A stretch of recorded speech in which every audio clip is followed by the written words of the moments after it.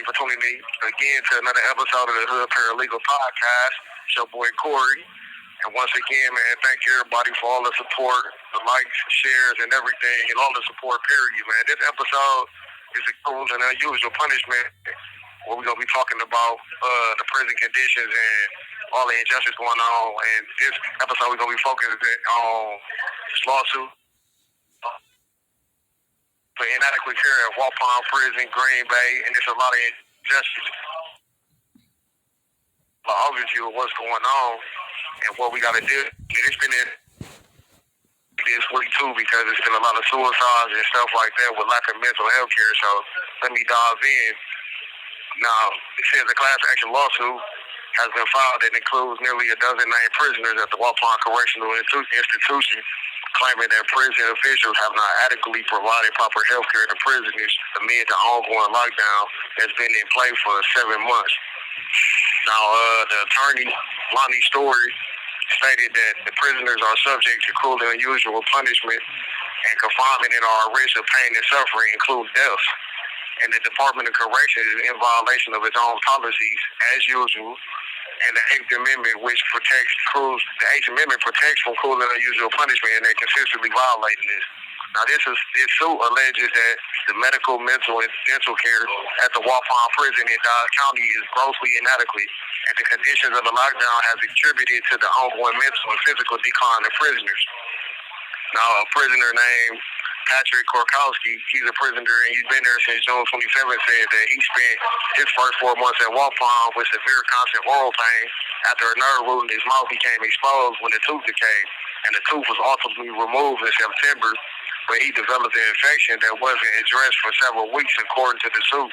Now, I can contest to that too because in my own experience, like if you crack a feeling or whatever, they make you wait forever on the waiting list, and by the time you see them, the tooth already damaged and been infected, and I dealt with that myself, so I can verify that claim right there that that's been going on a lot.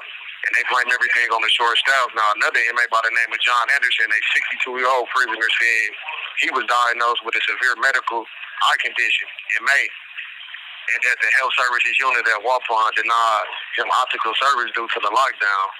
And then another brother by the name of Kenneth Dahlberg, a 62-year-old prisoner, said he was denied medication for 60 days following a medical procedure for a heart disease. And the suit alleges that he had been denied proper diabetic dietary sustenance, only being provided peanut butter and jelly sandwiches for the last 7 months.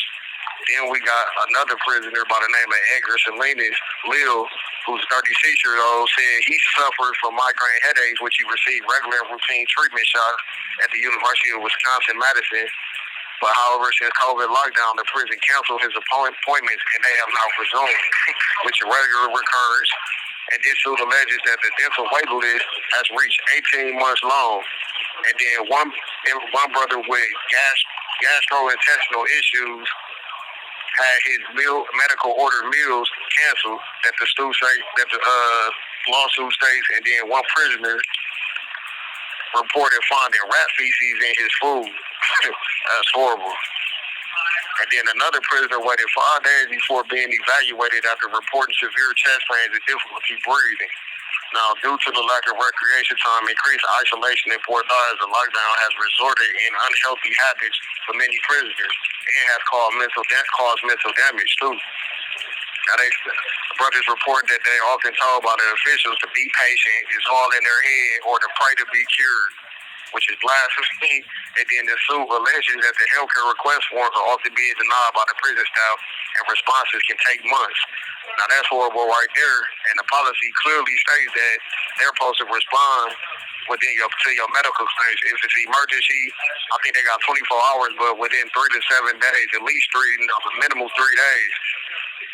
And it's taking no months. Now, the nature of this lockdown resulted in declining mental health, the brothers say, and prisoners state that they are often locked in their cells with no window to the outside, and the light remains on 24 hours a day.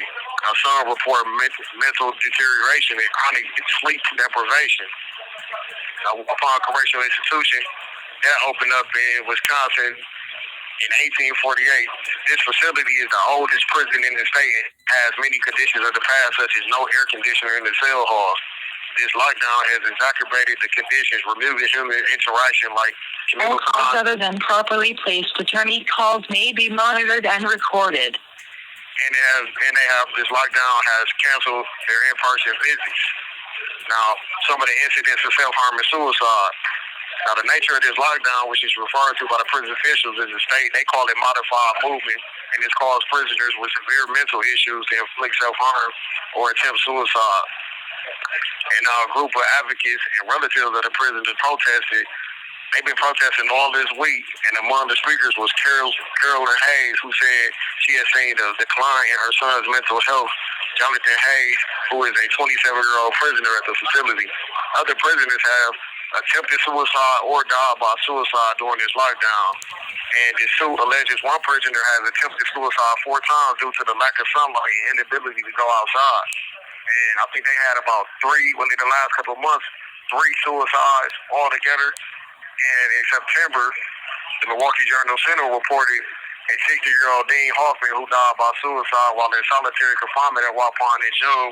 His family has questioned whether he received proper medical treatment and resources for his diagnosis, bipolar disorder, and reported suicidal ideation. Now, this is an example of not being properly medicated and lack of ability by prison officials to offer proper treatment.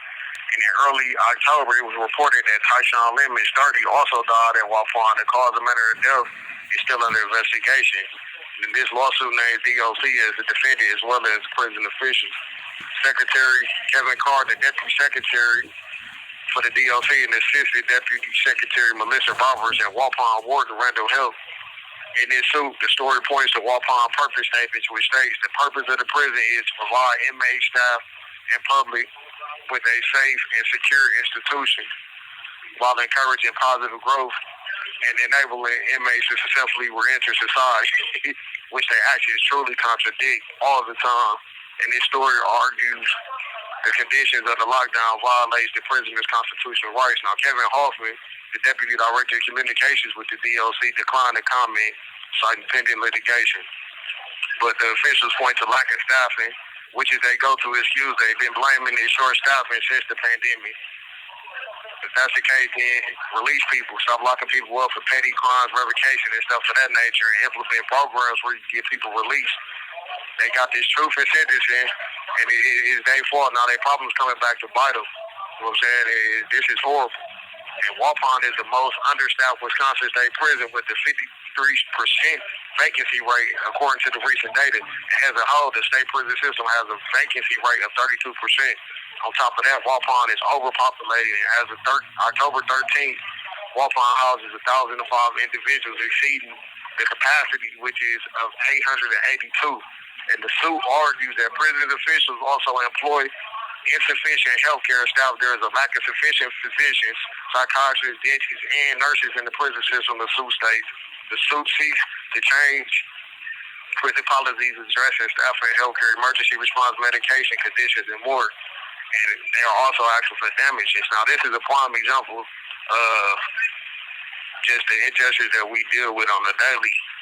But if you got family members in prison, please check on them and always keep us in mind, because it's a miscarriage of justice, and they go to excuse even when it comes to mental health. And I myself has had to file numerous complaints for the lack of mental health care. You can write them and tell them literally, even here where I'm at first, like you can tell them that you having trouble mentally dealing with anxiety and stuff like that, and they take 2-3 weeks to see you.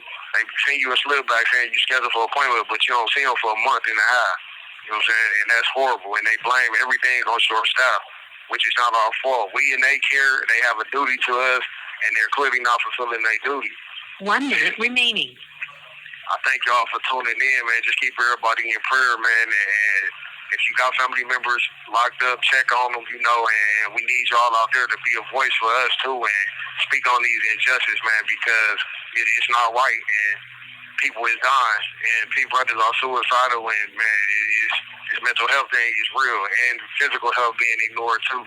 I thank y'all for tuning in. Everybody have a blessed week and success to you, and I look forward to another episode next week. Thank you.